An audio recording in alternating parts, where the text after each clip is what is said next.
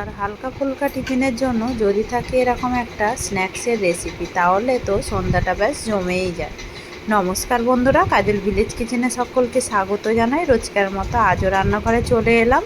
আজকের রেসিপি প্রথম থেকে লাস্ট পর্যন্ত দেখতে থাকুন, আশা করছি ভীষণ ভালো লাগবে। তো চলুন তাহলে শুরু করা যাক। তাওয়া গরম হতে বসিয়ে দিয়েছি, তারপর মধ্যে দিয়ে দেব সামান্য অল্প তেল, ওই 1 চামচের মতো দেব সাদা তেল। তেলটা যখন গরম হয়ে যাবে দিয়ে দেবো আমি এখানে একটা বেশ বড় সাইজের পেঁয়াজকে এইভাবে লম্বা করে কেটে নিয়েছি। এই কেটে দেওয়া পেঁয়াজটা আমি এর মধ্যে দিয়ে দেবো, দিয়ে হালকাভাবে একটু নাড়াচাড়া করে নেব যাতে করে সুন্দরভাবে নরম হয়ে যায়। পেঁয়াজটা বেশ নরম হয়ে গেছে সুন্দরভাবে। এই সময় আমি দিয়ে দেবো একটা ছোট্ট সাইজের আলুকে এইভাবে এমনি করে সরু গেটার দিয়ে গেট করে নিয়েছি। গেট করে নেওয়া আলুটাও আমি এর মধ্যে দিয়ে দেব। আলুটা দিয়েও পেঁয়াজের সঙ্গে খুব ভালো করে মিশিয়ে নেব। তোমরা চাইলে তোমাদের পছন্দ মতো এখানে সবজি ব্যবহার করতে পারো, যেমন বাঁধাকপি, এখানে অনেক রকম কিছুই সবজি ব্যবহার করা যায়। আলুটাকে দিয়েও পেঁয়াজের সঙ্গে একটু মিশিয়ে নিলাম। এবারে এখানে আমি একটা গাজরকে এইভাবে ছোট গেটারের সাহায্যে একইভাবে গেট করে নিয়েছি, দিয়ে দেব আমি গাজর, গেট করে নেওয়া গাজরটা।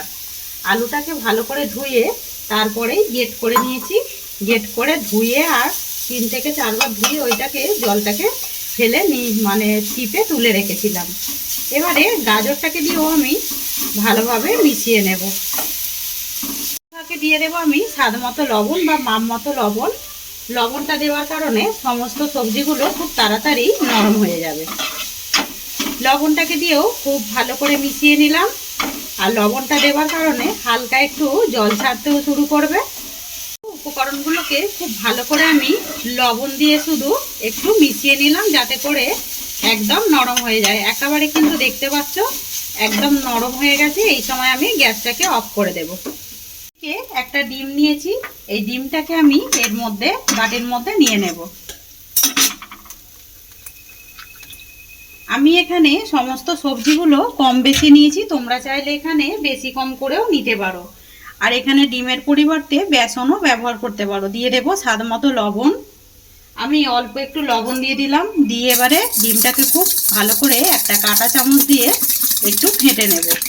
খুব ভালো করে আমি কাঁটা চামচ দিয়ে একটু ফেটে নিলাম, এইভাবে ফেটে নিতে হবে। এবারে এর মধ্যে কিছু উপকরণ দিয়ে দেব।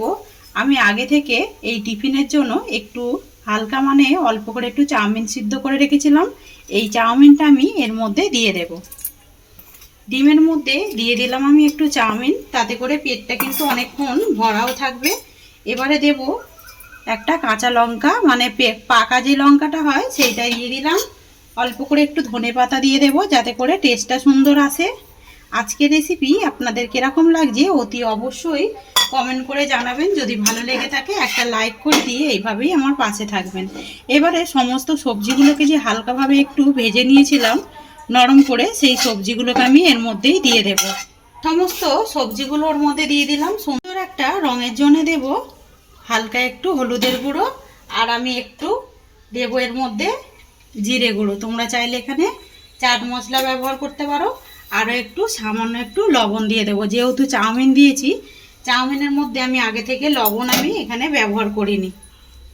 অল্প একটু গোলমরিচ গুঁড়ো দেব, দিয়ে দিলাম ঝালের জন্য গোলমরিচ গুঁড়ো, দিয়ে খুব ভালো করে আমি মিশিয়ে নেব।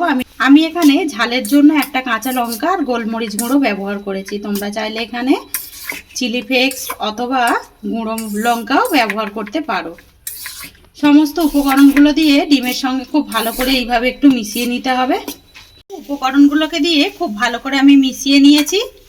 আর এর মধ্যে কোনো রকম কিছুই দেওয়ার দরকার নেই, একটা ডিম দিলেই কিন্তু হয়ে যাবে। অপরদিকে আমি আবারও একটা তাওয়া গরম হতে বসিয়েছি, তারপর মধ্যে সামান্য অল্প একটু তেল দিয়ে দেবো। তোমরা চাইলে এখানে বাটারও ব্যবহার করতে পারো।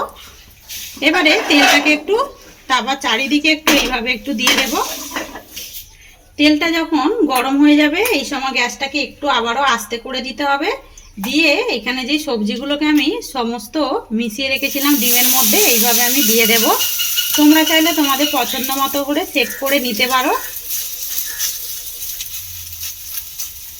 এখানে আমি একটা দিয়ে দিলাম, এইদিকে আরও একটা একইভাবে দিয়ে দেব।